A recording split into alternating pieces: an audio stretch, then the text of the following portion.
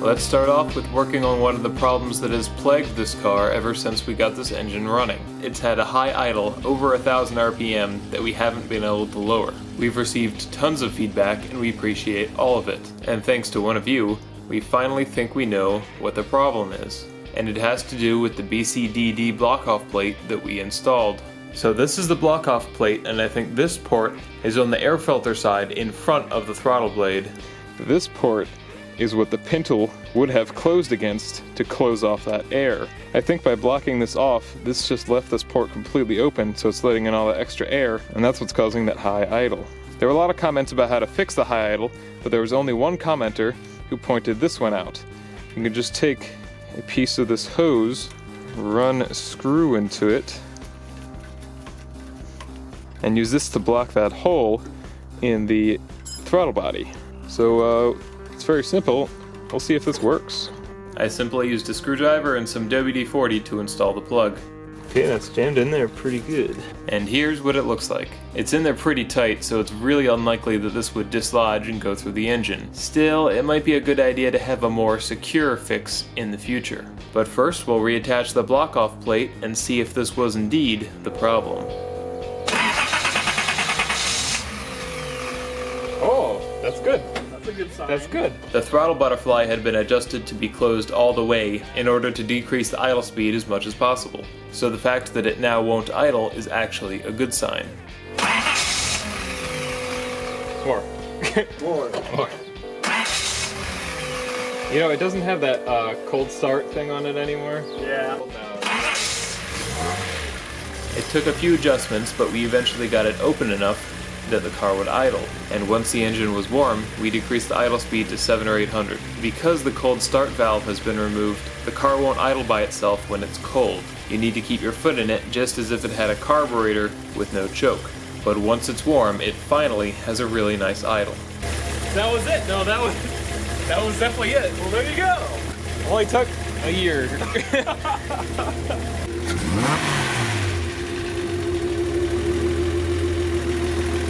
Well, now it definitely won't start when it's cold. Oh, hell no. When was the last time you checked the oil? I thought so. So a huge thank you from us to that commenter who figured this out. Next up, Sean splurged and bought new wheels and tires for the car. This is my new car. I was gonna kick one of them over and then I remembered how much they cost and I'm not gonna do it. These tires should hugely help with the handling of the car. So good. We can just put them on now. Might as well, right? Should I roll them first? Or should I just put them on and see what happens? I don't know, you could just put them on to see what happens. See what... Honestly, the back is probably, unless it like hits the inside fender or something. Too wide. Like swerves off and like flies away.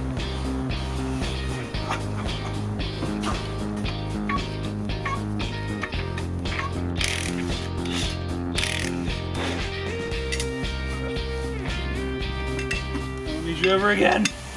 I mean, still don't lose them. They're still very expensive. That's still like a $4 washer. Yeah. Oh.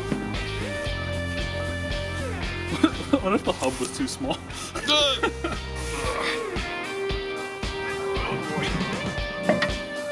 Oh, that's so close. Oh, it's fine. Unless it gets any closer. These are the big offset ones, so these are fine. Good. Beautiful. You've officially doubled the value of the car. With one wheel. Yeah. Next. I haven't tightened them yet. Please remind me to tighten them. The new tires are a bit shorter, a bit wider, and have a design much more oriented towards performance use. Oh. Oh. Oh. Look at that! That's not even gonna rub! No, it's... Huh. Interesting. Yeah, because they're smaller than the old ones, and because they're not that much wider. The offset doesn't even look all that different. It's very hard to turn! Oh, no, it's... No, it kind of touches that. I think we just hammer that. What is it? Yeah, that's steel. Yeah, we just hit it on the trailer again. That's why it's hitting. No. Yeah, it's gonna hit the same way as the other one. It's about the same fitment. Yeah, just that little corner there. There's a little bit of a hammering, but I think it's fine. They're so shiny though. They're too shiny. Weird. It matches like the chrome. Awesome. That's definitely turning left, and that's definitely turning right. Squirrely on the road. Dude, that's a lot. That is not subtle. Okay, before sidewall flex.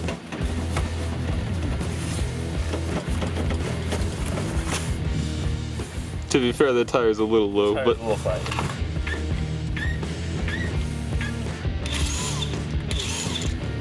I'm so scared. whatever you do, don't let any part of the Datsun touch the wheels.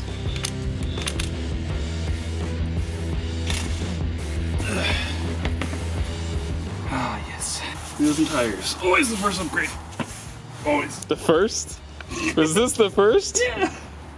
Besides the engine and, you know, everything. Yeah, like, I was gonna start listing things, but there's too many. Just go watch the rest of the episodes, you'll see. Man, I feel like it's gonna ride so much rougher now. Yeah! Look at that toe! It's not that bad. It's not as bad as the front. Those are significantly wider. Yeah, the back is wider than the front. Huh. It's usually the other way around. Yeah.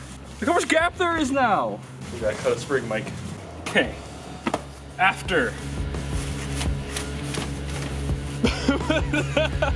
Seriously, that was like... How much pressure is in these? I don't know. Probably too much. Oh, shit. Oh, God. Dude. This is with lowering springs, by the way. Yeah. True test fail. Along with the new wheels, it's time to upgrade the brake hoses. We installed these braided lines in the rear and rebled the brakes.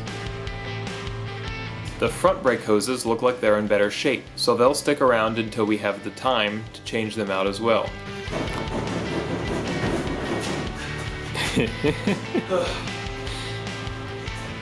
Pretty good. Now that it has expensive tires on it, this car will definitely be getting a real alignment.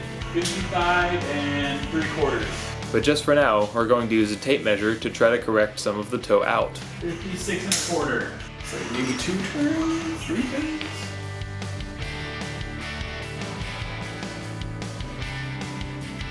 And then Sean used a steel pipe and a hammer to roll and flatten the front fenders where they were touching the tires. It might rub under a lot of travel, but there are no sharp edges, so this should do for now. Alright, rolled. Good to go. For some reason, the internet does not have instructions on how to adjust this. The rear was towed in a lot. So, the way I have it set up right now is it's on jack stands in the rear, putting the tire that I'm adjusting up on a jack. Kind of eyeballing it for now, and then after I eyeball it, I'm gonna put it on the ground, settle it a little bit, and then check the toe. Because I'm not too worried about camber. If the camber is uneven, that's not a huge deal.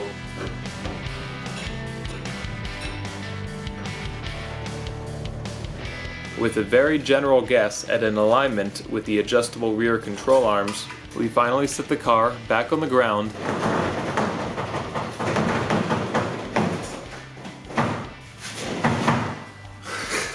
Sounds like a thunderstorm. and Sean made a modification to the seat. Glue yourself down, man. Just hurt my back, Mike. Using spray adhesive and a piece of foam, he added a little bit of padding to the rear of the seat. That hard plastic seat is definitely not comfortable to sit in for a long period of time. It's gonna be great. Looks better already. And the last thing we wanted to get done was to install a breather hose for the fuel cell. Last year when we took this car to autocross, the fuel cell was simply closed off and this pressure inside was making it leak everywhere. We needed to tighten up this fitting because, as with many things on the car, it was very loose. That almost fell off of there. It was really loose. Fantastic. We added an AN barb fitting and ran a very simple hose, which did seem to keep fuel vapors out of the cabin. And with all this work done, the car should drive much better than before.